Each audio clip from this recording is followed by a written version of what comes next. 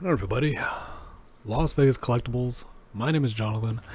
Um, was able to post the other video. I still got to find that army video that I made and post that. First of all, thank you for coming to the channel. Thank you for watching. Thank you for the support. I really do appreciate it. Thank you to everybody that subscribed recently. It's pretty amazing, pretty humbling. I know I'm just a random dude. I am.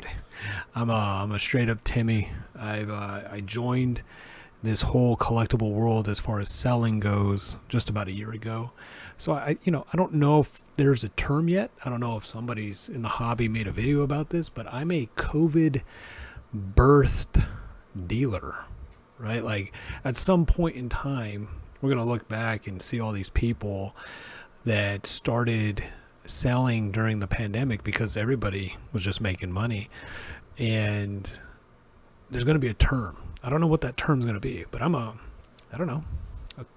I'm a dealer born of the pandemic. I don't know. I've always been a buyer, big time fan of art in general, but a huge fan and lover of modern comic art. Also related in video game art as well. And so welcome to the channel, first of all. Thank you for being here. I'm a super new person to this whole world. I have opinions and perspectives from all my other life experience.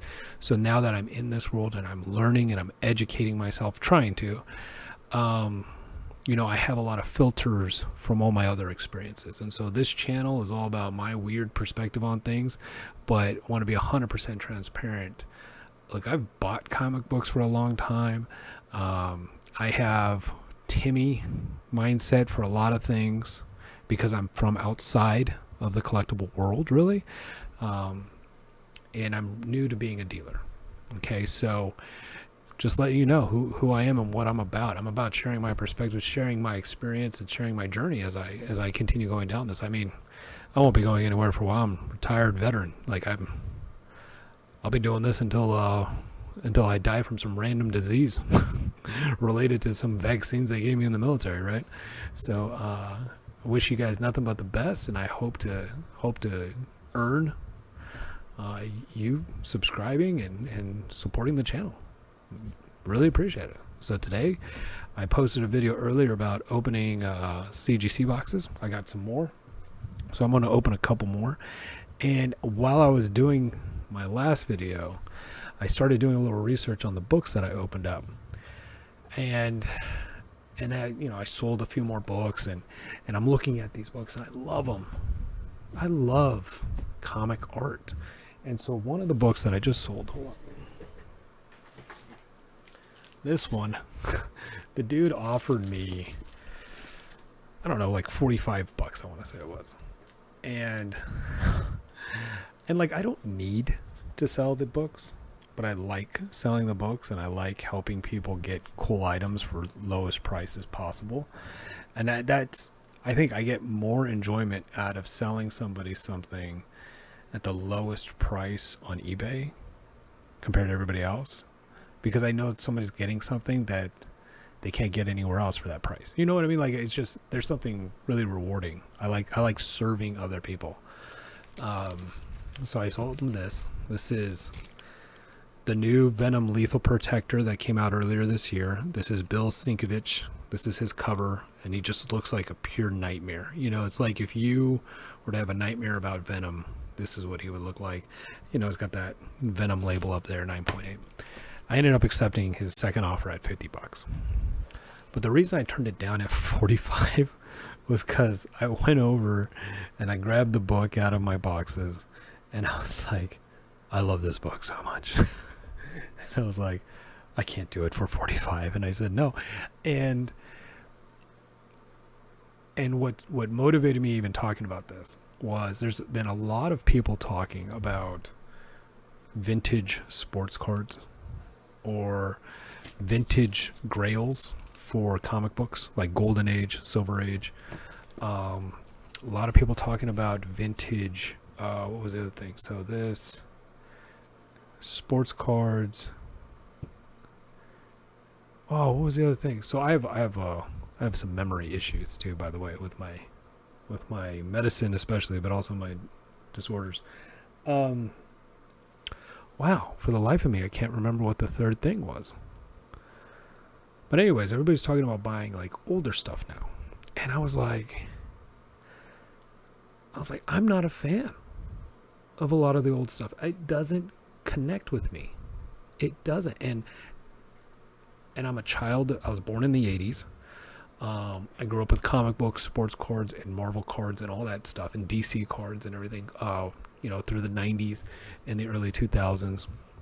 Joined the military in 2003, and basically kissed everything else goodbye, and just focused on that and those life experiences for almost 20 years.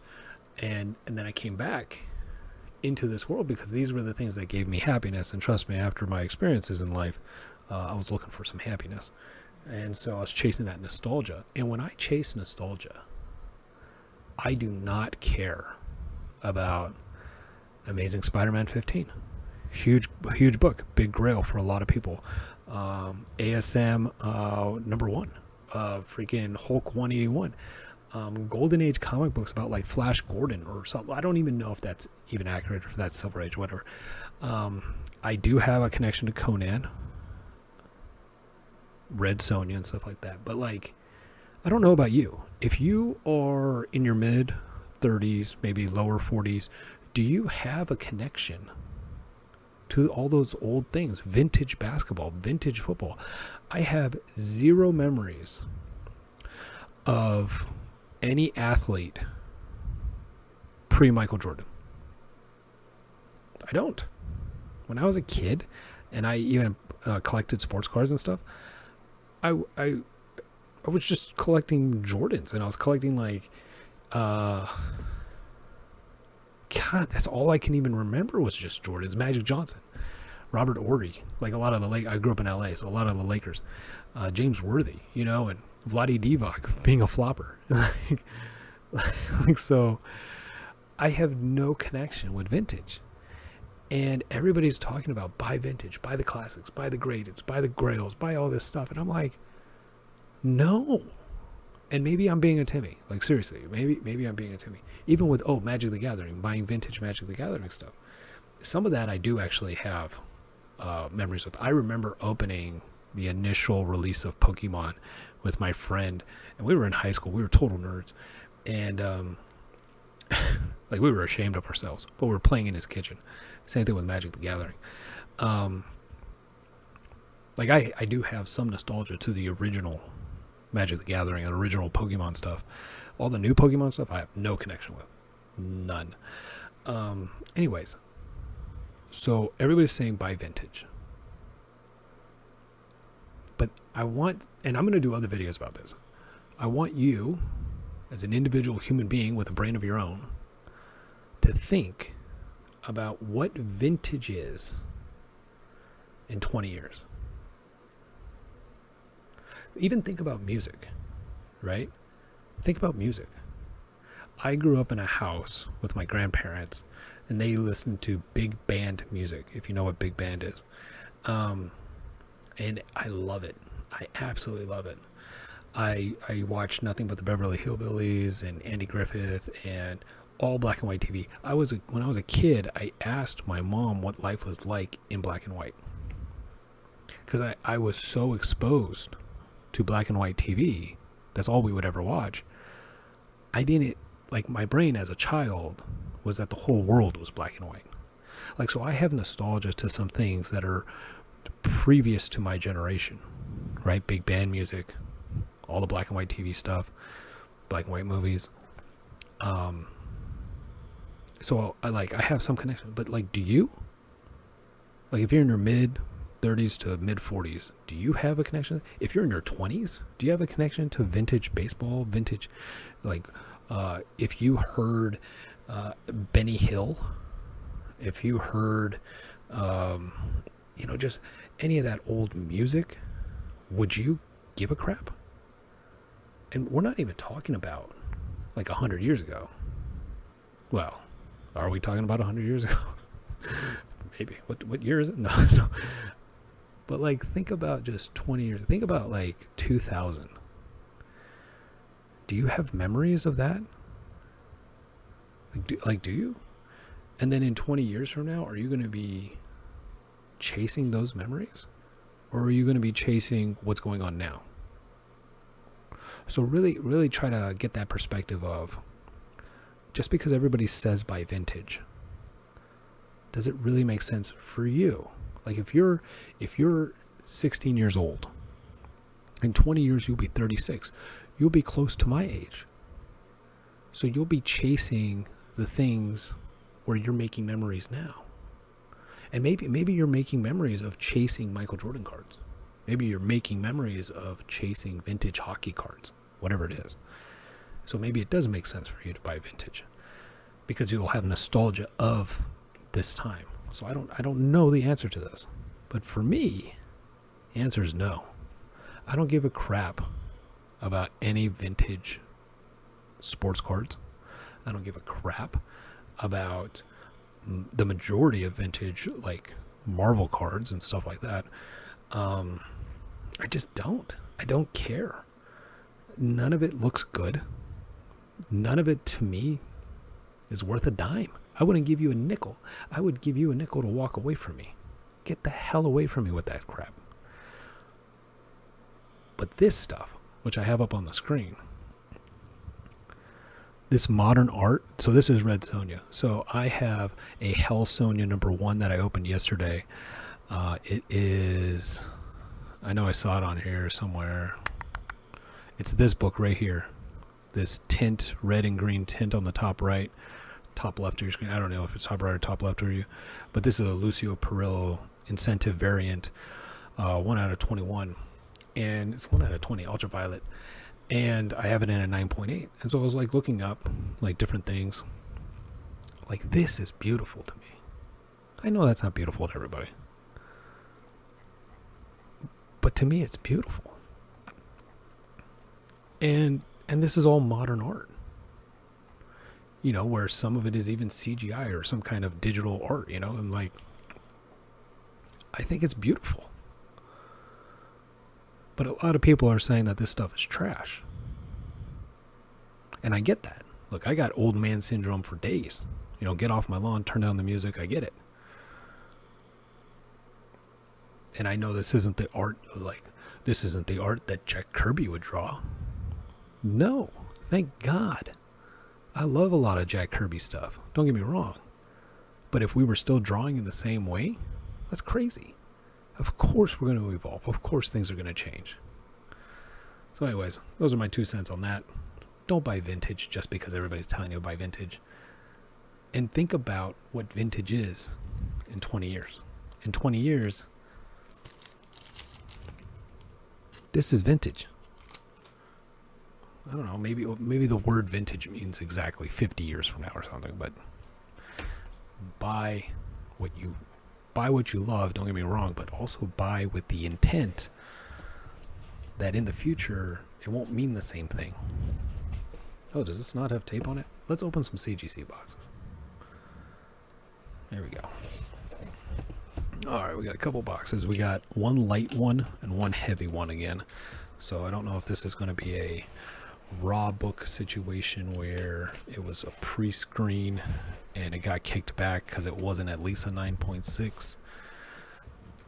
My total right now I think is somewhere around 87 for like 101 books, 9.8s. So you know that's like a, no, that's not right, 91, 87 out of 91. So I'm right around like a 90%, a 95% average.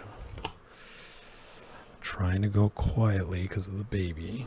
I think my wife just put her down for sleep.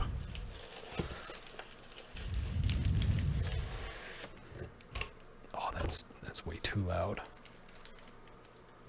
Okay, we're only opening the one box.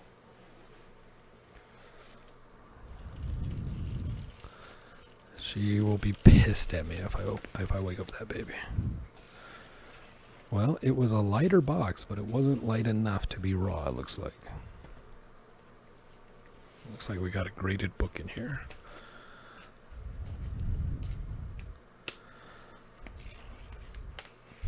I would love to get to 95 for 100. like a 95 percentile. That'd be pretty cool. Alright, which side is the top? This is the top, so we'll flip it over. And we'll open this other box tomorrow. I just terrified of waking up that baby. It looked like it was a yellow label. So somebody signed it. Bam. Oh, can't even say anything. Invoice. For this book is $90. So that should be... Oh, it's a Momoko variant. It's a Momoko signature. Nice. But for 90 bucks... It must have been pressed. Yeah, $10 for pressing. So this was pressed and signed. And it's a Ghost Rider. Bam. Oh my goodness. And I got the custom label. Oh, this is one of my favorite Ghost Rider covers of all time. And yeah, it's modern. It's not vintage. I don't even like the first appearance of Ghost Rider's cover. I think it's ugly. It's a historic book, don't get me wrong, but it's ugly. This is gorgeous to me. Peach Momoko. She signed right here. It's in gold, so you can. It looks really nice in person, the gold, and it blends in with the artwork, so that's kind of cool. I kind of wish she did it right here, only because it would stand out more. But at the same time, I do appreciate that it blends in. So it's I guess I'm torn. See that custom label of Ghost Rider up there? Hold on. It's riding the motorcycle right there. Oh my goodness. That is gorgeous, huh? This is not a key. This is Ghost Rider number 2. They started a new series. It's still the, what do you call it? Legacy. So it's still like in the overall storyline, but they started a new storyline type of thing. Beautiful Momoko cover. Oh my god. Well, everybody, that's it for now. We'll open the other one later. Do not want to wake this baby up. Take care. Wish you nothing but the best. And don't buy vintage just because people are saying buy vintage. This right here, this is worth a pretty penny. It's worth a lot more than some vintage stuff, by the way. Not all. I mean, vintage stuff, people will pay crazy for. Don't get me wrong, but you also have to pay crazy for it. If your whole point is money, then yeah, I think buying vintage does make sense at this point in our lives. But in 20 years, will anybody give a crap about all that vintage stuff? Maybe. Maybe. Will anybody care about Peach Momoko? I have no idea. I have no idea.